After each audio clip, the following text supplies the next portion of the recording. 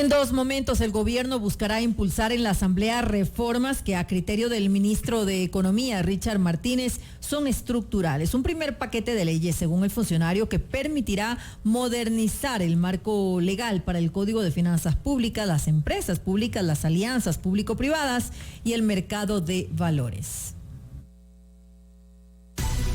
La noticia requiere profundidad. En Notimundo están los protagonistas de la noticia.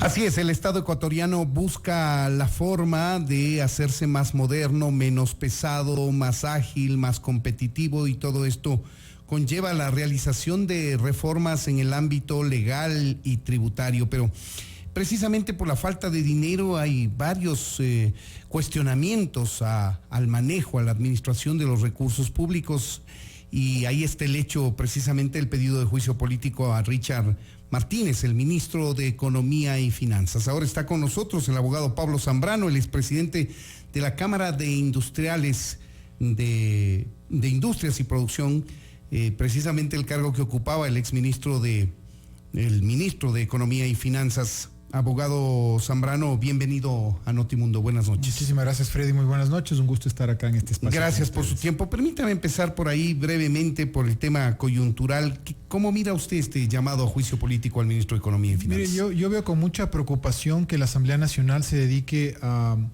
ejercer actividades políticas sin que tengan estas actividades políticas un fin bueno para el país. Porque ya solamente el anuncio de un juicio político al ministro inquieta a los sectores productivos, inquieta a la banca nacional e internacional, y sin dudas, cuando uno revisa la argumentación que tienen quienes promueven el juicio político, uno ve que no hay un argumento de fondo ni de peso. El ministro de Economía, Richard Martínez, está haciendo un buen trabajo, está haciendo un trabajo muy complejo en una situación absolutamente adversa. Se olvidan quienes están llamando a juicio político al economista Martínez que el gobierno anterior, precisamente el líder de estos asambleístas que solicitan el juicio político, fue quien dejó quebrado este país, con una deuda externa de más de 70,000 millones de dólares, con obligaciones incumplidas con los jubilados, con los contratistas del Estado, con el Instituto Ecuatoriano de Seguridad Social, con una serie de gobiernos seccionales, prefecturas y alcaldías del país. Entonces, no le pueden echar la responsabilidad al ministro Martínez de la irresponsabilidad del gobierno anterior del expresidente que está fugado en Bélgica. Claro, pero hay un hecho cierto, hay 22,000 maestros, según se ha cuantificado desde su gremio, que están impagos de esta compensación por jubilación. Muchos de ellos han fallecido, bueno, algunos, no muchos, algunos han fallecido ya sin recibir este incentivo económico prometido por el gobierno. ¿Qué hacer para darles atención a este sector? Sin lugar a dudas, debe ser una prioridad para el ministerio. De la información que tengo yo, el ministerio está cumpliendo parcialmente con estas obligaciones y tiene que cumplirlas totalmente. Sin embargo, el tema de fondo es de dónde se obtienen los recursos. Entonces, precisamente hay que tomar una serie de medidas que permitan la obtención de esos recursos y, por ejemplo, tenemos que incentivar una serie de cambios en el país para que pueda dinamizarse de mejor manera la economía, la producción y el empleo. Y ustedes tienen algunas propuestas. Vamos entrando a lo de fondo, que son estas 6 objetivos que tienen ustedes para volverlo competitivo al país y reactivar la producción en nuestro país. Mire, el día martes de la semana anterior tuvimos el gusto de tener en la Junta Directiva al nuevo ministro de la Producción, Comercio, Inversiones y Pesca, Iván Ontaneda. Al ministro Ontaneda nosotros hicimos una presentación que contiene 6 puntos estructurales que van enfocados hacia la competitividad y la productividad. El Ecuador necesita trabajar en esos 2 conceptos. Precisamente los empresarios del país le hemos dicho al señor ministro Iván Ontaneda que un trabajo en competitividad debe darse en estos 6 aspectos. Un aspecto esencial y fundamental es el cambio normativo en materia laboral y en materia tributaria. En materia laboral, el Ecuador cuenta con una legislación antigua que data del año 1938 y que es absolutamente rígida. El Código del Trabajo. El Código del Trabajo data de 1938 y de ahí se han hecho algunas reformas que lo que han hecho es perjudicar y deteriorar el empleo. No ha habido una reforma integral. No ha habido una reforma integral. Mire usted lo que está ocurriendo. La tasa de subempleo en la ciudad de Quito aumentó en 4 puntos porcentuales, llegando al 14.3% en el último año. La población económicamente activa, apenas el 38% de la población económicamente activa cuenta con un empleo formal, es decir, mes a mes puede recibir un salario. Entonces, frente a estas cifras que son muy duras y que también son una herencia de un problema estructural en el Ecuador, tienen que cambiar. Por eso entonces, lo primero que le hemos dicho, una reforma laboral, una reforma tributaria que sea asertiva e inteligente. ¿A qué nos referimos con esto? A que se organice precisamente lo que ocurre en el ámbito de los tributos. Por ejemplo, el sector bananero tiene 65 impuestos. Se debe cambiar la fórmula del anticipo del impuesto a la renta que castiga o sanciona precisamente a los pequeños y medianos empresarios. Entonces hay que trabajar en el tema laboral, hay que trabajar en el tema tributario. De igual manera, el tema de tramitología. Tenemos que reducir la tramitología en el Ecuador. Para esto nosotros hemos hablado con organismos internacionales como el Banco Interamericano de Desarrollo para que se puedan aplicar buenas prácticas de gobierno electrónico, el famoso e-government, ¿no es cierto? Entonces la tramitología tiene que reducir. Otro tema que también es importantísimo en el Ecuador es tener acceso a financiamiento más barato para el sector productivo nacional. Baja de tasas de interés. ¿Qué ocurre? Pero ¿por qué la tasa de interés está así en el Ecuador? Precisamente porque el sector bancario está hiperregulado, está sobreregulado. Esta fue otra de las malas herencias que nos dejó el gobierno anterior y entonces ahí también pedimos un cambio del Código Monetario y Financiero para que haya una mayor flexibilidad. Y no se necesita también en esto que haya más competitividad en el sector bancario, es decir, que también pueda venir banca internacional. Exactamente, la competencia, la libre competencia.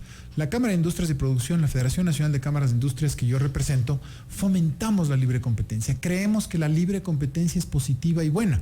Pero ¿qué es lo que ocurre? ¿Por qué no existen bancos extranjeros más allá del Citibank y algún otro banco que opera en el Ecuador? Precisamente por la hiperregulación. Vea usted, si usted revisa y analiza, los bancos españoles están en Chile, están en Perú y están en Colombia y no están en el Ecuador. Los bancos franceses, de igual manera. Los bancos estadounidenses, de igual manera. Entonces, necesitamos, más aún cuando el Ecuador tiene un gran atractivo para la banca internacional, que es la moneda de curso legal, el dólar. Pero es un mercado muy pequeño, además, el Ecuador. Es un mercado pequeño, pero es un mercado muy interesante. Y vea usted, Freddy, lo que está pasando con las inversiones que se han dado en el país. Las inversiones que se han dado con la compra de empresas, con la adquisición de empresas, es un tema que vuelve atractivo al país. Entonces, debemos aprovechar de mejor manera esta ventaja que se llama dólar, que genera una gran confianza. Pero no resulta atractivo por la normativa que los puede atar de manos. Exactamente. Nosotros tenemos por eso hemos propuesto dentro de los cambios que le decíamos al ministro Ontaneda, dentro del tema de financiamiento tiene que liberalizarse la competencia de los bancos. Los bancos ecuatorianos, a quien también tenemos el gusto de representar en la Cámara de Industrias y Producción, dicen, señores, nosotros estamos listos para competir. El problema es que nuestros competidores no quieren venir por la sobreregulación que existe. Y esto es un tema fundamental. La banca, nos guste o no nos guste, es la columna vertebral de una sociedad. Nosotros, como personas naturales, tenemos que acudir a la banca para comprarnos una casa, para pagar estudios, para financiar la compra de un vehículo, para financiar nuestro trabajo. Los pequeños emprendedores, las mujeres, necesitan justamente para financiar sus proyectos de la banca. Ahora, la gran empresa. La sobreregulación no viene solamente del gobierno anterior. Si yo no estoy mal, se empezaron a poner medidas de control mucho más exigentes a partir de finales de la década de los 90, cuando se generó la crisis del sistema financiero, porque ahí en cambio había una laxitud que permitió los créditos subordinados y todo lo que los créditos vinculados, por ejemplo, que eso obviamente era una falta de ética absoluta y elemental. Es decir, un banco no se puede prestar a sí mismo a través de una tercera empresa. En eso no estamos absolutamente de acuerdo, pero el problema es que precisamente en el Ecuador se quiere sancionar a quien quiere crecer.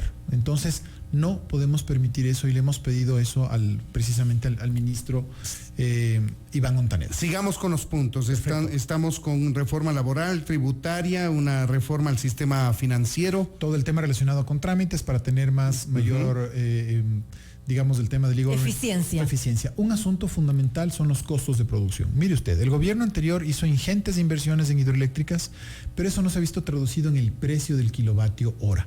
Es importante tener una fijación de la tarifa del precio del kilovatio hora que nos vuelva más competitivos.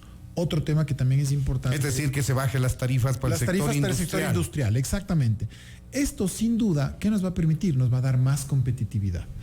Otro tema que también hay que establecer muy claramente son los costos de los combustibles para el sector industrial. El sector industrial ya no recibe combustible sin ningún tipo de subsidio. Pero eso ¿Ok? está muy bien. Sin duda, nosotros hemos sido coherentes, mi estimado Freddy. Nosotros durante los 10 años del gobierno anterior dijimos claramente que los subsidios deben ser focalizados, deben ser temporales y deben ir justamente hacia sectores que realmente lo necesiten. Entonces, no estamos en contra de pagar el precio de los combustibles, pero sí se necesitan hacer dos medidas. La una medida es liberalizar la importación de estos combustibles para que privados puedan importar y puedan vender a un precio Quitarle el monopolio de ese tema a Petroecuador. Y segundo, hay una fórmula de cálculo, que es una fórmula de cálculo mensual. Entonces, ¿qué es lo que está ocurriendo? Por ejemplo, en el sector textil, y sé que me están escuchando los afiliados a la Cámara que están en este sector textil, es un sector muy sensible, que cada centavo cuenta. Entonces, si es que te suben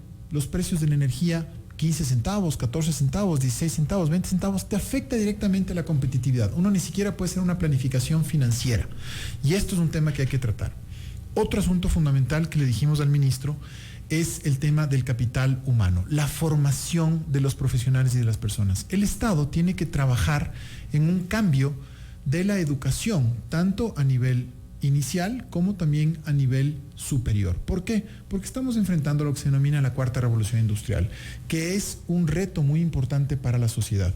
Nosotros, junto con otros gremios de la producción, formamos parte de lo que se denomina la Corporación Formados, que promueve la formación dual. ¿Qué significa formación dual? Sería significa fabuloso. trabajar y estudiar. Entonces, esto nos permite darle un título técnico a una persona que no ha tenido la oportunidad de estudiar mientras está trabajando. Entonces, eso es un tema también muy importante, el hacer un cambio en la educación que nos permita formar de mejor manera a los profesionales que están trabajando. Ahora, todo esto pasa por una reforma legal en las diferentes áreas que usted anota, tributaria, laboral, bancaria, etcétera.